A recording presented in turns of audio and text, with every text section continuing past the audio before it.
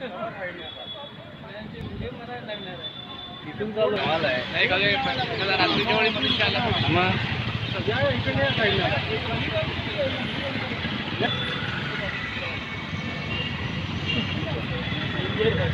वर पाय घेऊन जायचे वर पाय